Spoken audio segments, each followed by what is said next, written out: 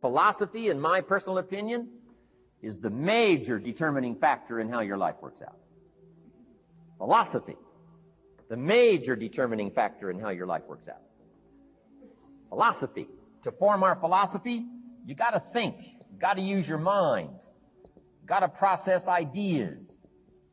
And this whole process over a lifetime, starting way back here when we were children, schools that we've attended, our parents, our experiences, all this stuff that we've processed by the thinking process helps to develop our philosophy. And in my opinion, each person's personal philosophy is the major factor in how your life works out. Here's what I called it in that last presentation when I was here. It's called the set of the sail. Each person's personal philosophy is like the set of the sail. Now, I used to think it was circumstances that ordered my life. If someone would have asked me at age 25, Mr. Rohn, how come you're not doing well? Pennies in your pocket, creditors calling, nothing in the bank, behind on your promises to your family, you live in America, 25 years old, got a beautiful family, every reason to do well, and things are not going that well for you. What is wrong here? It would not have occurred to me to blame my philosophy. I mean, it would not have occurred to me. Saying, well, I got this lousy philosophy, and that's how come I got pennies in my pocket and nothing in the bank, and things aren't working well. That would not have occurred to me. I found it much easier to blame the government. Much easier to blame the tax problem. I used to say taxes are too high. Top tax rate when I first started paying taxes, 91%. Back then, when your income reached a certain level, all your income over that, 91%. So I used to say that's too high. Now, the top tax rate's about 33%. But people are still saying what? Taxes are too. See, but you can't use that anymore. If it's gone from 91 to 33, how could it be too high? Come on. I threw all that old excuse stuff away.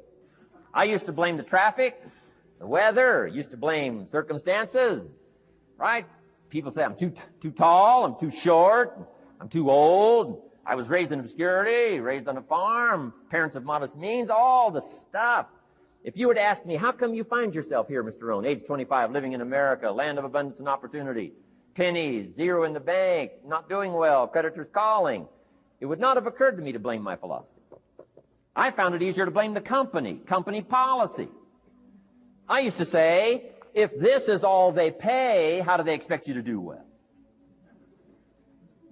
So I figured that, my future was going to be tied to what everybody else was arranging, the economy and, right, interest rates. I used to say things cost too much. That was my whole explanation, not my philosophy, until my teacher taught me better that this is where the problem was, my own personal philosophy.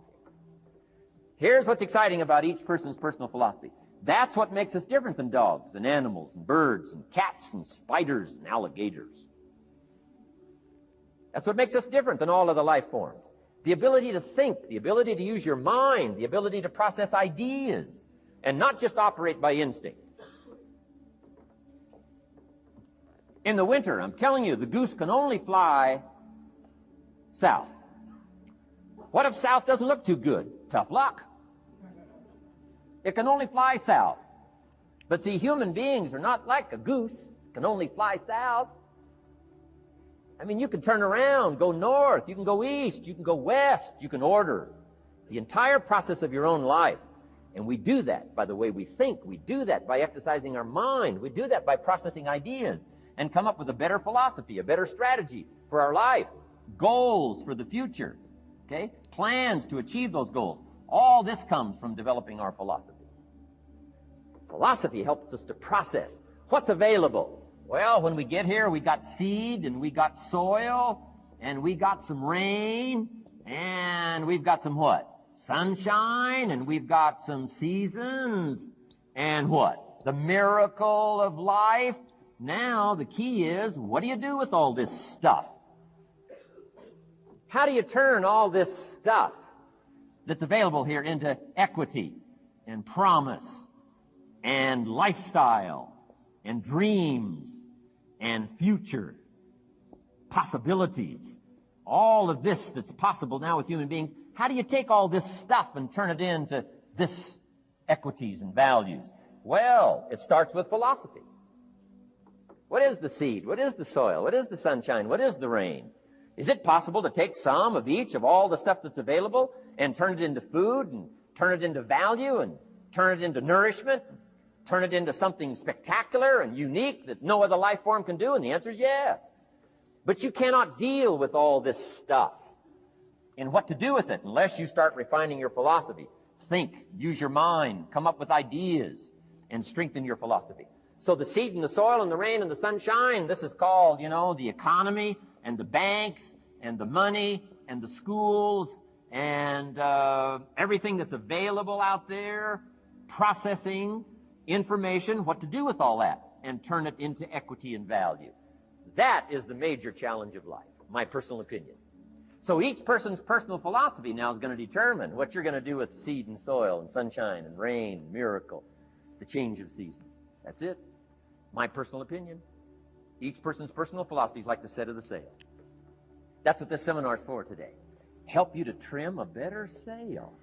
You don't need a better economy. You don't need better seed and soil. In fact, when it comes to seed and soil and rain and sunshine and seasons and the miracle of life, that's all you got.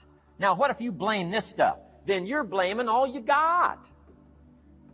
If you blame the economy and you blame the schools and you blame the teachers and you blame the sermons and the preachers and you blame, the marketplace and you blame the company and company policy, what else is there? When some people get through with their blame list, there isn't nothing else.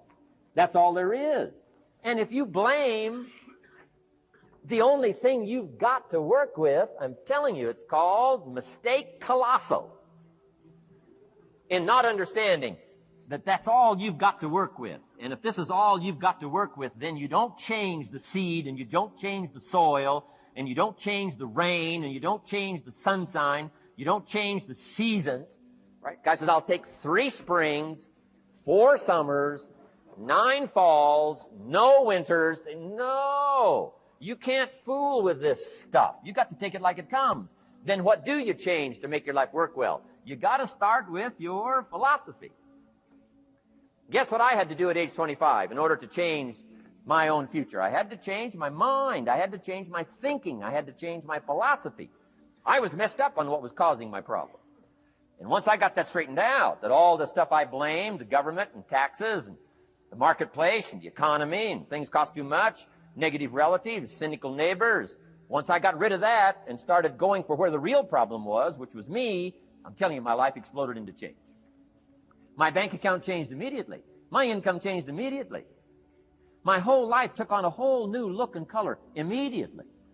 And the early results I got from making these philosophical changes tasted so good, I've never stopped the process from that day until this.